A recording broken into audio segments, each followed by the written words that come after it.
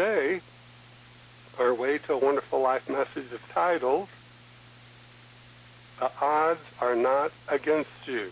The odds are not against you. Now, too often people are stopped from achieving what they desire because they think the odds are against them. This phrase is actually one of those negative thoughts that has been so persistent in people's minds that it is part of the collective consciousness. People believe it. A lot of people live to it desperately. And this is why so many people tend to accept it as a reality for themselves, because it is so pervasive. It is one of those phrases that Reverend Ike referred to when he said people should get their butts out of the way. I could have been a success at this, but the odds were against me.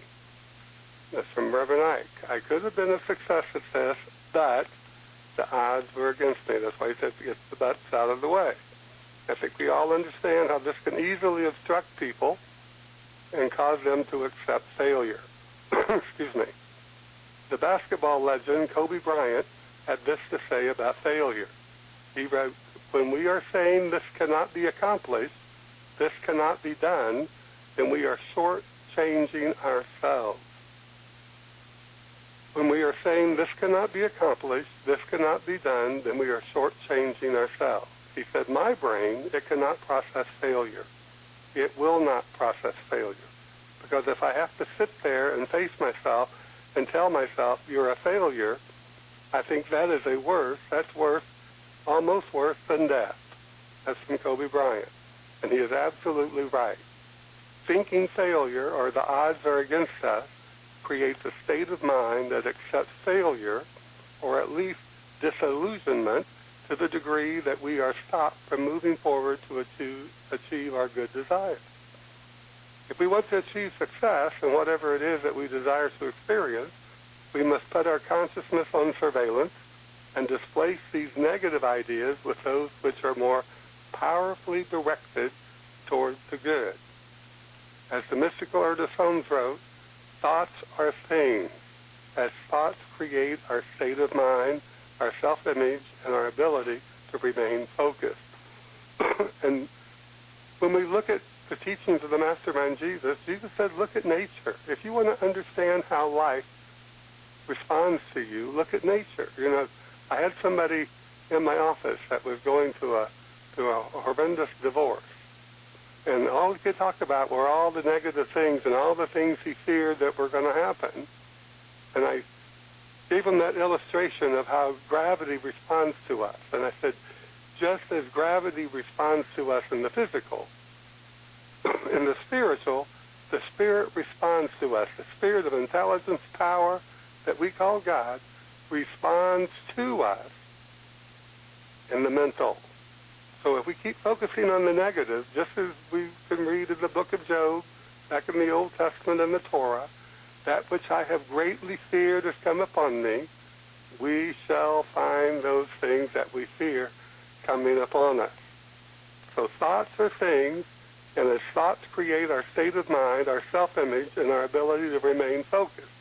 So it's up to us to put those thoughts on surveillance, to put our consciousness on surveillance, and allow ourselves to be guided and directed to achieve that which we choose to achieve that which we desire to experience. Excuse me. We all have the ability to self-create a state of mind that obviates failure and odds against us. Let's take a look at this statement from Michael Bloomberg. He is quoted as saying, life is too short to spend your time avoiding failure. Life is too short. This is from Michael Bloomberg. Life is too short to spend your time avoiding failure. Now, we know he's a multi-billionaire, a great success. Michael Bloomberg was fired from his job, and the next day, he went out and started his own company. And what does he mean when he says life is too short to spend your time avoiding failure?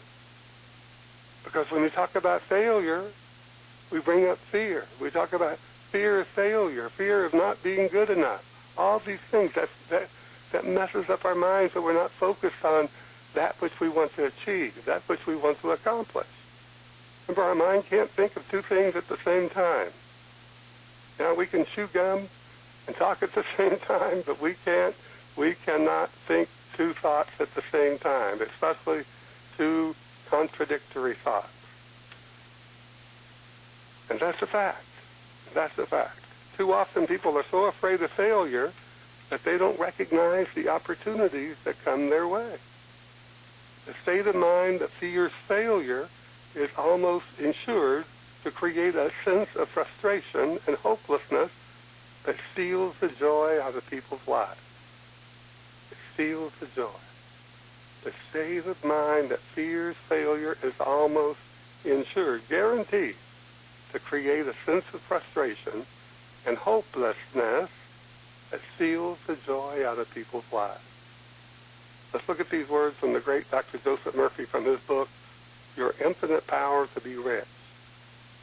He writes, wealth and poverty have their origins in your own mind. You must come to a clear-cut decision that you intend to be wealthy and successful. Wealth is not a matter of chance, luck, or coincidence. The only chance you have is the chance you make for yourself. The only chance you have is the chance you make for yourself. That's why we must know deep in our mind, all the way to the level of our soul, that the odds are not against us. The odds are not against us. He writes about a brilliant young executive who came to him and said, I worked very hard and put in long hours. My suggestions and recommendations to the management have been accepted and have made money for the organization. But I have been passed up for promotion the past 3 years. Even my subordinates have received increments of pay and promotion. Excuse me again. This man was industrious and intelligent and apparently worked hard. The answer to his problem, however, was in his relationship to his ex-wife. For 3 years, there had been litigation over the division of their property, alimony, and child support. Subconsciously, he did not want to make any more money until the lawsuit was over, as he felt the more money he earned, the more alimony would be assessed by the court. He resented paying the temporary allowance granted by the court, feeling it was excessive, and he was waiting for the final adjudication.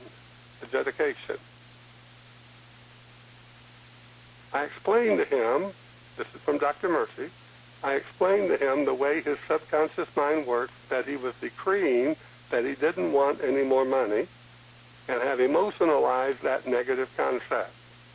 Furthermore, his resentment, his hostility, his antagonism, and his wish to withhold wealth from his ex-wife was being impressed in his own subconscious mind and was being manifested in all phases of his financial life. When you mentally wish to withhold wealth from another, you also automatically withhold it from yourself. Now, actually, this could be anything. It's not particular to wealth. Anything that we wish to withhold from someone else, we automatically withhold it from ourselves. So if we withhold respect to other people, or to hold them in our mind with dignity, that becomes something that we will find in our own life experience, something that will come back to us. This is why the Golden Rule tells you to think, speak, and act well toward your neighbor, and never indulge in hate, resentment, or criticism, for the simple reason that you are the only thinker in your universe, in your negative thoughts, set up negative reactions in all departments of your life. Your subconscious mind is always fabricating and projecting on the screen of space the totality of your stream of thought life. The totality of the stream of your thought life. But Dr. Murphy goes on to tell us, this young executive perceived that he had been blocking his own expansion and promotion, and the answer to his problem was within himself. He came to the stabilizing point within himself where he realized that love casts out hate, and that as he wished health, love, peace, and prosperity to his ex-wife and his children, he would attract to himself equally all these qualities. He also began to see that she was entitled to a reasonable sum of money for the support of his 3 children, and that he should give it gladly, joyously, and lovingly, and that as he gave freely, it would return multiplied. In a few weeks' time of spiritual counseling, an inner transformation took place in this young man, and he became amiable, affable, genial, and loving. He had a spiritual rebirth. His financial affairs immediately took a turn for the better, and he received a handsome promotion. He received a handsome promotion. That's from the great Dr. Joseph Murphy. So we understand and we know that thoughts are powerful. Thoughts are powerful. That the universe is always corresponding to us. Always remember and never forget those words from Job. That which I have greatly feared has come upon me. Remember those words. Remember them and then do this. Displace those words with these. That which I have greatly loved has come upon me. That which I have greatly enjoyed has come upon me. Put a different result in your mind, and you will find yourself experiencing the good result. Now, this man found out what we shall all find out if we take the time to discover it. His only obstruction was in his own mind. Our mind is powerful, and once an idea is accepted, even if incorrect, it will provide for us the opportunity to experience that idea.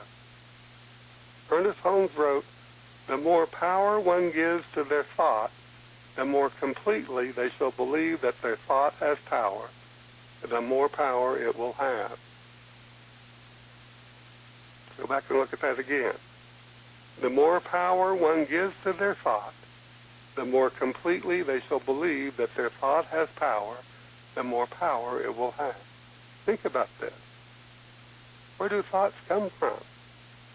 Thoughts originate from ideas. They originate from experiences. They originate from looking at the world around us. But we can take any thought, and strengthen it towards the good.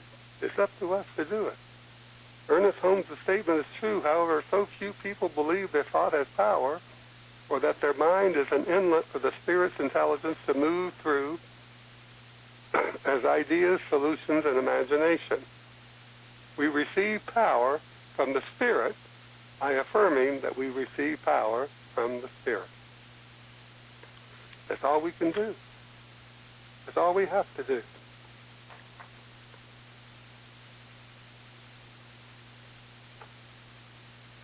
Each and every one of us can be in tune with the infinite every day of our life if we just let ourselves do it. But when we think that the odds are against us, this is the time we have to find the light within us. And the first step is to follow the wisdom of Scripture. Be still and know that I am God. Be still and know that I am God. Take a few moments and think about what this means to you personally. Relax in the stillness, and then take a few moments to ask yourself, excuse me, do you really want the thing that you are seeking? Do you really want it? Or is it something that you feel you need to have it because other people have it, or because it's expected of you? We don't get what other people want for us. We don't get what's expected for us. We get what we have a true feeling and desire to have. Remember, desire. D is of, sire is father, of the Father, of the consciousness of the Spirit of God.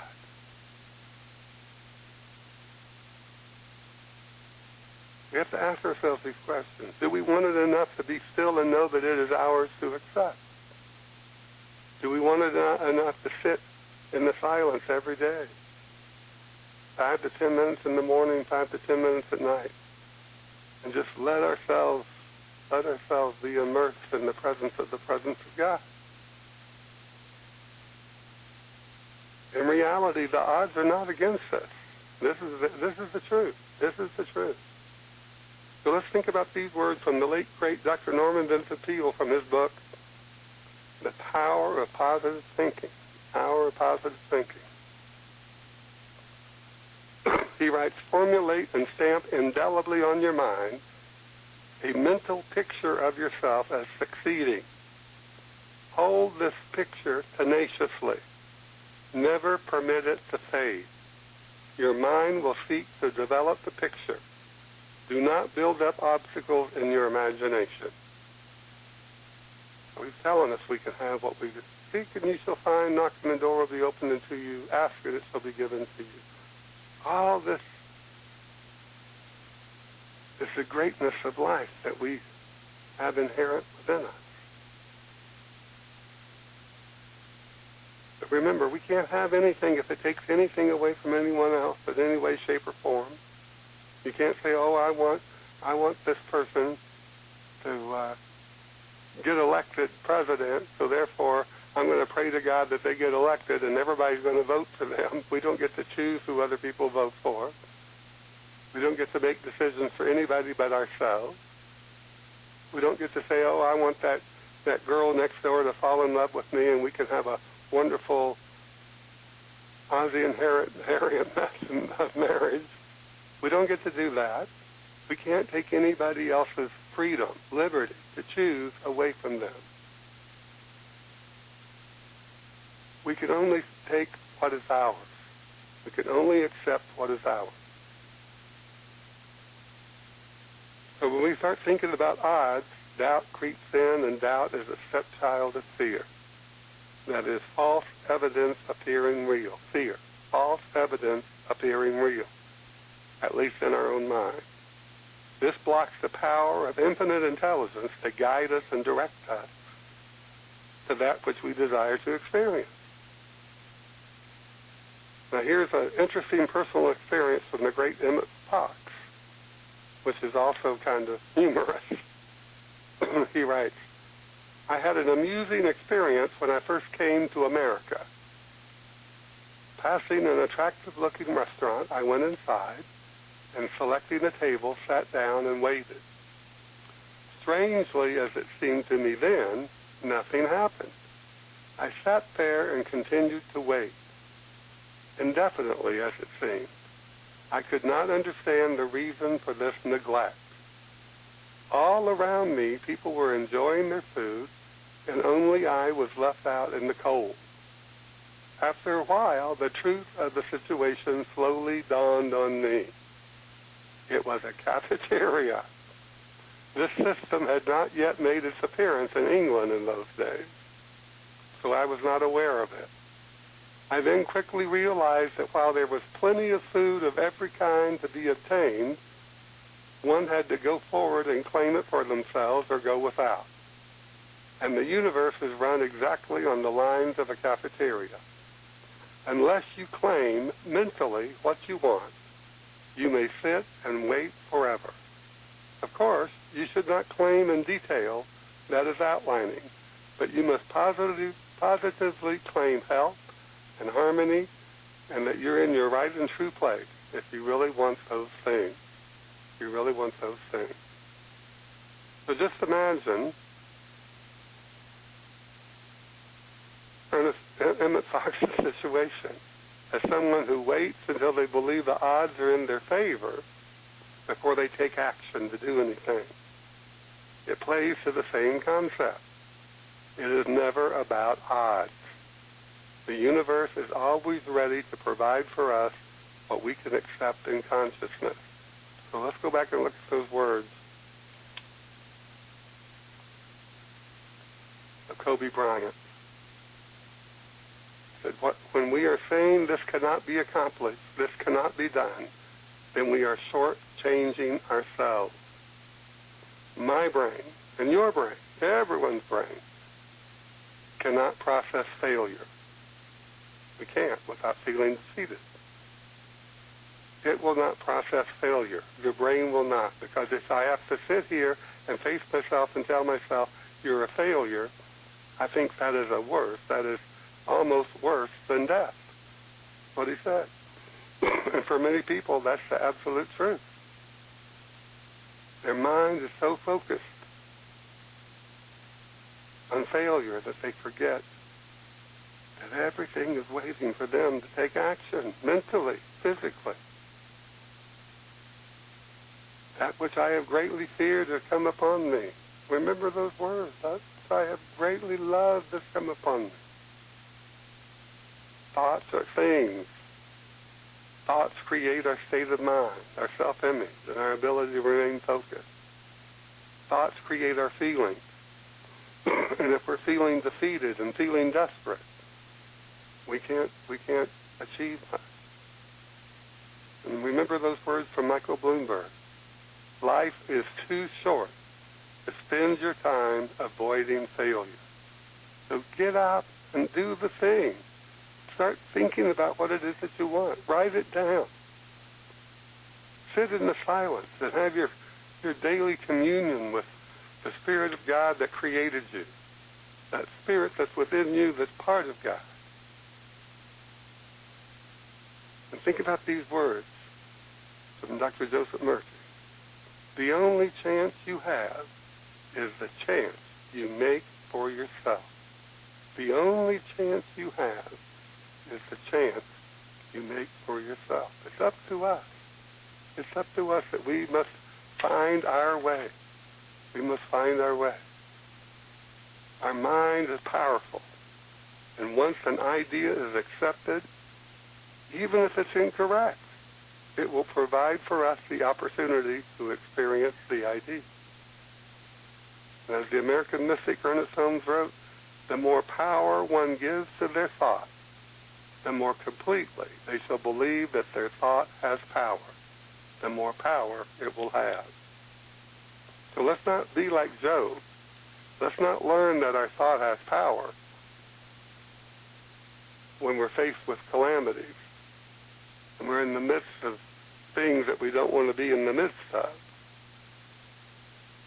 Let's know it before that happens. As Dr. Norman Vincent Peale tells us, formulate and stamp indelibly on your mind a mental picture of yourself as succeeding. Hold this picture tenaciously. Never permit it to fade. Your mind will seek to develop the picture. Do not build up obstacles in your imagination. In other words, don't let that thought of the odds being against you mess you up. The odds are in our favor, always. But we must take action. We must be still and know. We must be still and know that I am God. And when we sit in that silence, 5 to 10 minutes in the morning, 5 to 10 minutes in the evening, and take our mind out of the world, be in the world but not of the world, as the Mastermind Jesus tells us. When we take that time to do that, the ideas will come to us. If you're sitting, you'll stand up and you'll say, I am going to do this, I am going to do that, and that will be right action in your life. Because the odds are in your favor. So we must know this. We must accept this. And we accept more when we register it as absolute in our consciousness, that the odds aren't against you. The odds are not against you. Let's let that whole idea go, that the odds can be against us. Let's realize in ourselves, right now, right where we are, the odds are in our favor. The odds are in our favor. The odds are not against us. Let's know it. Let's accept it. Let's believe it. And so it is. So it is.